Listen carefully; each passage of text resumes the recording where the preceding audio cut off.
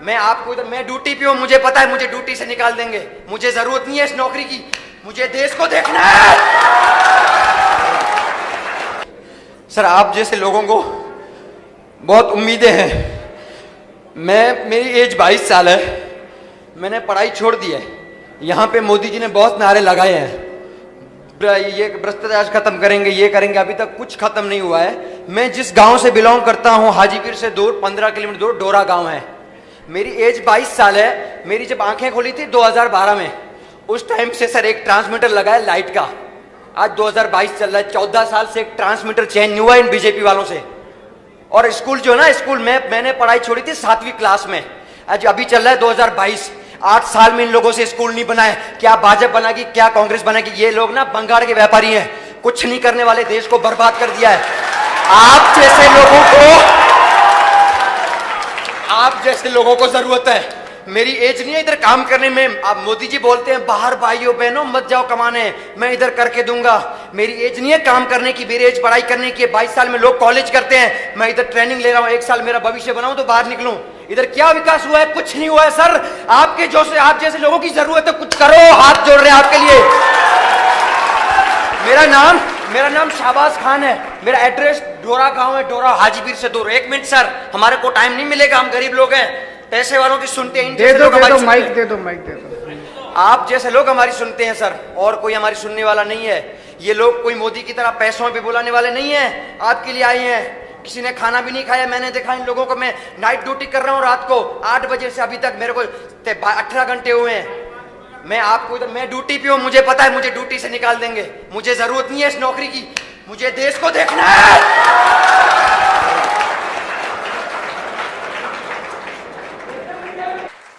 एक यहाँ पे जो भाई था वो बहुत उत्तेजित था, 22 साल की उम्र उसकी। बात उसकी बिल्कुल सही है कि ये कोई काम करने का टाइम थोड़ी था, ये तो पढ़ाई लिखाई करने का टाइम था। और बीजेपी और कांग्रेस ने लाखों करोड़ों युवाओं का कैरियर खराब कर दिया, उनका भविष्य खराब कर दिया। उसी के लिए तो हम लोग आए हैं, उसी के लिए तो आम आदमी पार्टी बनाई। नहीं तो अगर ये बीजेपी कांग्रेस वाले कुछ कर देते तो आम आदमी पार्टी बनाने की जरूरत ही क्या थी? मैं भी आप ही की तरह हूं, अपना अच्छा खासा घर पे काम करता था, मेरे को क्या जरूरत थी इधर उधर जाने की। लेकिन ये बीजेपी और कांग्रेस वालों ने 70-75 साल में कुछ नहीं किया, इसीलिए जनता को इकट्ठे होकर अब अपनी पार्टी बनानी पड़ी। एक है नॉन टीचिंग ड्यूटीज देते हैं, ये बिल्कुल गलत बात है। दिल्ली में बंद कर दिया हम लोगों ने, पंजाब में भी बंद कर दिया। किसी टीचर को पढ़ाने के अलावा कोई ड्यूटी नहीं दी जाएगी। अपने देश में शिक्षा व्यवस्था का इन्होंने कबाड़ा कर दिया है, मतलब जम के कबाड़ा कर दिया है इन लोगों ने। जो एक मिडिल क्लास वाला आदमी है वो अपने बच्चों को प्राइवेट स्कूल में भेजता है, और प्राइवेट स्कूल वालों ने लूट मचा रखी है। सारे खराब नहीं है, 2-4 ठीक भी हैं, लेकिन मोटे मोटे तौर पे यूनिफॉर्म के नाम पे, किताबों के नाम पे, development fees, picnic fees, library fees, फलानी फीस, ढिमकी फीस, और हर साल अनऑप्शनल फीस बढ़ा देते हैं और सरकार कुछ नहीं करती। मुझे बताया गया कि गुजरात के अंदर तो इन्होंने एक फीस कमेटी बनाई, फीस कमेटी बनाई थी इन पे फीस कंट्रोल करने के लिए। उस फीस कमेटी ने कंट्रोल नहीं किया, स्कूल फीस बढ़ाते हैं और वो उस पर ठप्पा लगाती जाती है। स्कूल फीस बढ़ाते हैं, वो उस पर करते हैं कि नहीं करते फीस कमेटी? तो प्राइवेट वालों ने गुंडागर्दी मचा रखी है। एक आदमी बेचारा अपने बच्चों को, एक माँ बाप क्या चाहते हैं? वो चाहते हैं मेरा बच्चा अच्छा पढ़ लिख जाए, पढ़ लिख जाएगा तो कुछ बन जाएगा जिंदगी में। बड़ी मुश्किल से एडमिशन होते हैं स्कूलों के अंदर, प्राइवेट स्कूल में कितनी मुश्किल से एडमिशन होते हैं। तो कोई माँ बाप जो है स्कूल वालों के खिलाफ बोलना नहीं चाहता, नहीं तो बच्चे को निकाल देंगे। तो माँ बाप मजबूरी के अंदर प्राइवेट स्कूलों की गुलामी करते हैं, और ये सरकारें प्राइवेट स्कूलों से पैसे खाती हैं। ये आधे से ज्यादा प्राइवेट स्कूल इनके अपने हैं, इन नेताओं के चलते हैं प्राइवेट स्कूल, इसलिए प्राइवेट स्कूलों के खिलाफ कुछ काम नहीं करते। तो आधे से ज्यादा लोग इसलिए दुखी हैं। अभी मैं पढ़ रहा था, गुजरात के अंदर लगभग 44 लाख बच्चे प्राइवेट स्कूलों में पढ़ते हैं, और बाकी बच्चे 53 लाख बच्चे गुजरात के अंदर सरकारी स्कूलों में पढ़ते हैं। सरकारी स्कूलों का तो हम जानते हैं क्या हाल है। मजबूरी में जो बहुत गरीब आदमी होता है, जिसके घर में कुछ खाने को नहीं होता, वो आदमी मजबूरी में अपने बच्चों को सरकारी स्कूल में भेजता है। और सरकारी स्कूलों का इतना बुरा हाल है, इतना बुरा हाल है। ये केवल गुजरात की कहानी नहीं है, ये पूरे देश की कहानी है। पूरे देश इन लोगों ने 70-75 साल के अंदर शिक्षा का बेड़ा गर्क कर दिया इन लोगों ने। अगर हमें भारत को दुनिया का नंबर 1 देश बनाना है, अगर हम चाहते हैं कि भारत विश्व गुरु बने, हम चाहते हैं कि भारत अमीर देश बने, हम चाहते हैं कि भारत दुनिया का नंबर 1 देश बने, तो भाषणबाजी से नहीं होगा। सबसे पहले शिक्षा को ठीक करना पड़ेगा कि नहीं करना पड़ेगा? बिना शिक्षा को ठीक किए भारत नंबर 1 देश नहीं बन सकता, भारत अमीर देश नहीं बन सकता। भारत अमीर कैसे बनेगा? भारत अमीर तब बनेगा जब हर भारतीय अमीर बनेगा। ऐसे तो नहीं हो सकता ना कि भारत के लोग तो गरीब रह जाएं और हम कहते भारत अमीर बन गया। जब हर भारत का आदमी, हर भारतवासी अमीर बनेगा, तभी तो भारत अमीर बनेगा। और जिस दिन भारत का हर आदमी अमीर बन गया, भारत अपने आप अमीर बन जाएगा। तो मेरा मकसद है हर गरीब आदमी को अमीर बनाना। गरीब आदमी अमीर कैसे बनेगा? मैं आपको उदाहरण देता हूं। दिल्ली के अंदर हमने शिक्षा शानदार कर दी है, सरकारी स्कूल बहुत अच्छे कर दिए। अभी आपके गुजरात के 30-40 पत्रकार आए थे, बोले केजरीवाल का भंडा फोड़ के आएंगे। ये यहां पे आता है गुजरात में, कहता है हमने स्कूल अच्छे कर दिए, अस्पताल अच्छे कर दिए, ये अच्छे। 2-3 दिन घूमे, इतना खुश हुए। जब मुझसे मिलने के लिए आए, बोले सर ये विरोधी जो मर्जी बोले, लेकिन आपने शिक्षा और स्वास्थ्य के अंदर गजब का काम किया है।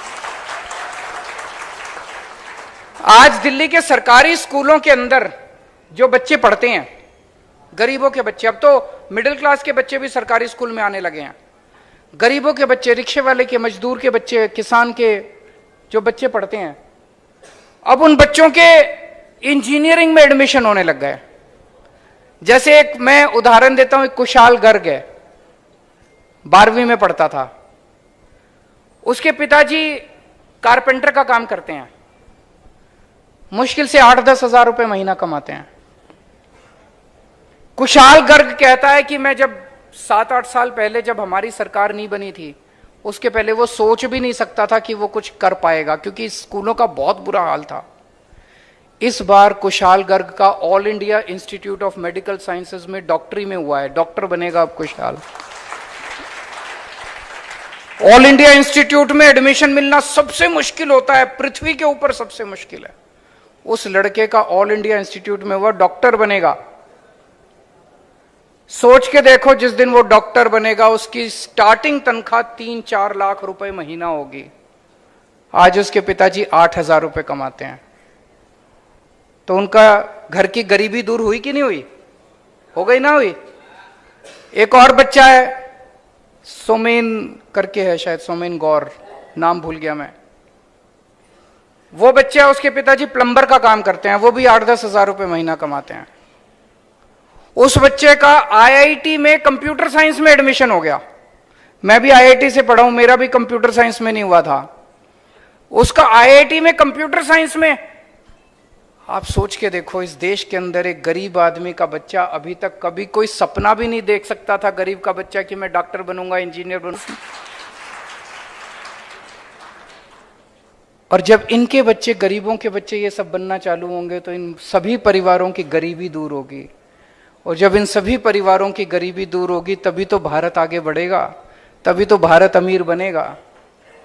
मैं आज वहां पे बता रहा था, पूरे भारत में 17 करोड़ बच्चे ऐसे हैं, 17 करोड़, जो सरकारी स्कूलों में जाते हैं।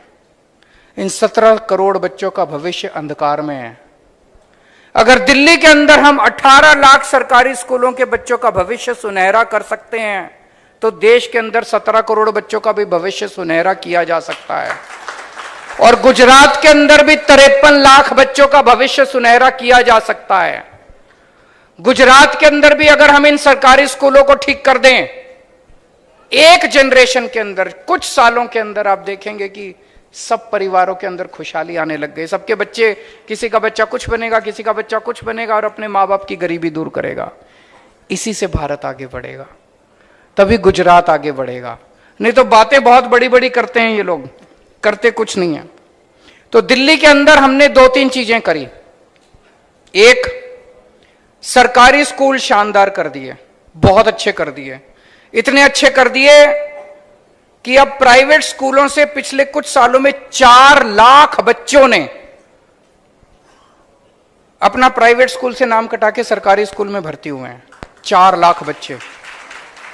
सरकारी स्कूलों का दिल्ली का पिछले साल नतीजे 99.7% नतीजे, 99.7% नतीजे। तो सरकारी स्कूल अच्छे किए और दूसरे प्राइवेट स्कूलों ने गुंडागर्दी मचा रखी थी। हमने प्राइवेट स्कूलों को फीस बढ़ाने से मना कर दिया। हमने कहा कि कोई फीस नहीं बढ़ानी प्राइवेट स्कूलों को। सारे स्कूलों का हमने ऑडिट करवाया, प्राइवेट स्कूलों का। आपको जान के ताज्जुब होगा, किसी स्कूल के पास 30 करोड़ की एफडी, किसी के पास 40 करोड़ की एफडी, आपसे फीस लेते हैं और एफडी करा देते हैं उससे। कानूनी गलत है ये। आप एफडी नहीं करा सकते, लोगों से, बच्चों से फीस लेके एफडी नहीं करा सकते। हमने स्कूलों को ऑर्डर किया, एफडी तोड़वाई, फीस वापस करवाई। ये भारत के इतिहास में पहली बार हुआ कि बच्चों की फीस वापस हुई, उनके माँ बाप के बैंक अकाउंट में पैसे वापस गए कि आपसे ज्यादा पैसे ले लिए थे फीस के आपके।